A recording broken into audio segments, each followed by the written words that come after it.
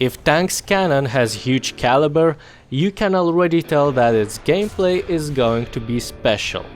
USA light tank M551 Sheridan has exactly that.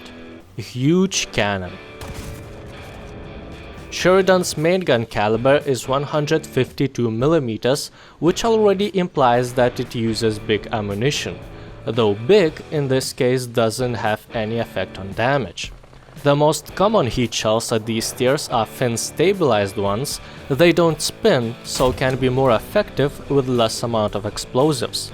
In Sheridan's case, everyone will have to start with its default heat projectile that is not fin-stabilized, so its penetration is similar to other tanks at this battle rating with significantly smaller guns. Using huge Sheridan's heat projectile has few disadvantages. First of all, unlike early high-caliber heat shells at lower tiers that can make significant damage just by the detonation of explosives, Sheridan's projectile seems to be less effective at breaking tanks' roofs. A great example when size doesn't matter. It doesn't benefit from gun's caliber, which allows shell to have few times more explosives than usual heat FS shells. Of course, there are a lot of light tanks at high tier battles, and everything that can be hull broken will be hull broken. But medium or heavy tanks usually will be damaged by stream created by explosives, but no damage of the explosion itself.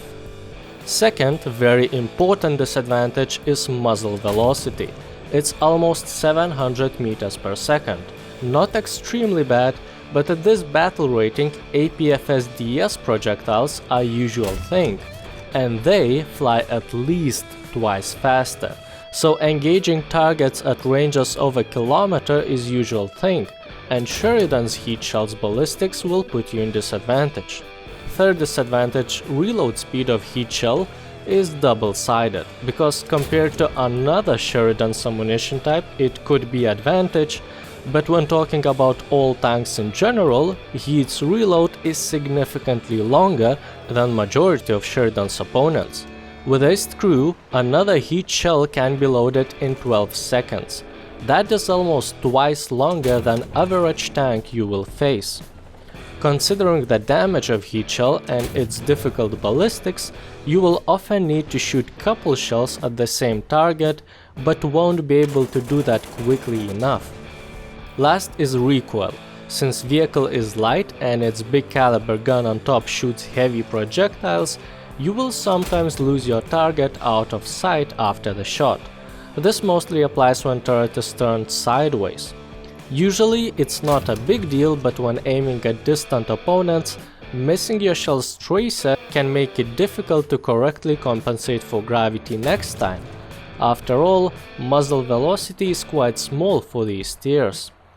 Though once you research missiles, you can forget about gravity forever, or for 3 kilometers, as that is the maximum range for shillelagh missiles. They have pretty much the same damage, but gameplay becomes significantly better experience. Engaging distant targets is no longer difficult. Actually, you even get an advantage, as distance doesn't even matter anymore.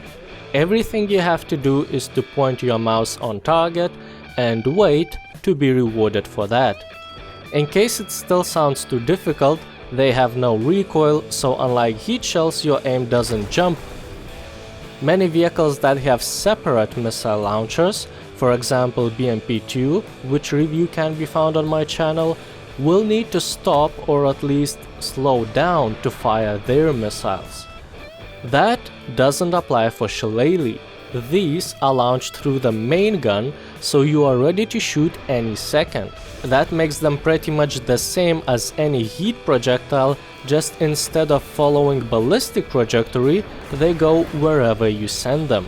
Missiles also allow you to help helicopters that might be lost in the sky to find their way back to Earth, though maximum missiles range will often limit how helpful you can be. But there are some disadvantages too. Already slower than everyone's reload takes 3 additional seconds. so unless your shot made serious damage, in many cases opponents will be able to replace the driver and escape. Also, despite Shillelagh is one of the fastest ATGMs that can move at speed over 300 meters per second, it will still be 5 times slower than APFSDS, which will put you in disadvantage when opponents are aware of you. They can peek out, shoot and hide, while you will have to guide the missile for the duration of its flight. You are not only vulnerable for longer period of time, but distant opponents will have enough time to get behind cover as soon as they see democracy flying their way. Additionally, you can take a maximum of 10 Shillelaghs. If you plan to do more killing, either rearm on capture point or use another type of ammunition. Though in most cases I wasn't using all the missiles anyway. The reload is too long to shoot them all quickly, and Sheridan's survivability is too small to survive in my hands long enough. Getting hit into center of mass one-shots the tank. Ammunition is huge, so it takes a lot of space, and armor doesn't protect from main guns of any tank, even if that tank is SPAA. Hull is made of 20 to 30 mm of aluminum alloy. Since it's about half as effective as regular armor plates, high-caliber machine guns can be dangerous for Sheridan, but in many cases can be resisted thanks to armored slopes. Turret is 25 to 30 mm of armor, this time not aluminum, so it will protect from machine guns.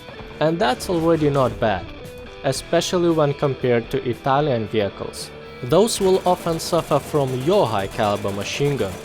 Since main gun's reload is so long, 50 cal on top of Sheridan will be handy considering how popular light tanks are at similar battle rating. Machine gun is also handy when you need to clear the way for your rockets to avoid situations like this. Turret's rotation speed is 40 degrees per second. It's good, middle ground between MBTs and SPAAs, while vertical guns guidance is more interesting. It's 10 times slower, only 4 degrees per second. Usually when turret rotates so fast, you would expect guns lifting speed to be pretty much similar, but it clearly doesn't apply to Sheridan. It was also strange to find guns depression to be only 8 degrees, 2 degrees less than usual for USA tanks. Sheridan very quickly accelerates up to 40, but doesn't reach its maximum speed of 69 kph. I don't know, maybe something is wrong with number 69, but for some reason, unless you are moving down the hill or on a good road, tank almost stops accelerating beyond 40 kph. Reverse is average 14 kph, and neutral steering is also available. Pretty much like most of the tanks at this battle rating, so Sheridan won't have any significant advantage or disadvantage regarding mobility. In these strange situations when for some reason Sheridan survives after getting hit, it can use 2 deployments of smoke grenades in front of turret's direction. And in those strange situations when there is no sun in the sky, night vision device is available in both commander and gunner view. In arcade, you will get a kill in 2 cases, if opponent's hull is breakable or ammunition detonates. Everything that is not hull breakable most of the time will need multiple hits, which considering your long reload will most likely turn into assist. Unlike realistic, opponents will be turned towards you most of the time. If that's an MBT with composite armor, most likely you won't even be able to penetrate it, as they are very effective against explosive ammunition, which is the only type of ammunition you have. Because of penetration indicator, aiming becomes easier for everyone except your missiles, which don't benefit from it at all. So in general, since Sheridan has no armor and no damage, there is no point to take it into arcade. Overall, as soon as I researched the missiles, Sheridan felt comfortable light tank. Shillelagh makes aiming easy, can be effective against helicopters, and can be launched while tank is moving, which is unusual. Probably the biggest issues will be slower than everyone's reload and time it takes for missile to reach the target. Both of these things will give opponents chance to escape from your line of fire. I would rate the vehicle's performance 5 Shillelagh missiles out of maximum of 10 available. But even if Sheridan is not the best performing tank, it is still good choice as a backup tank in your lineup. It has both small spawn point cost and repairs are very cheap for rank 6 vehicle.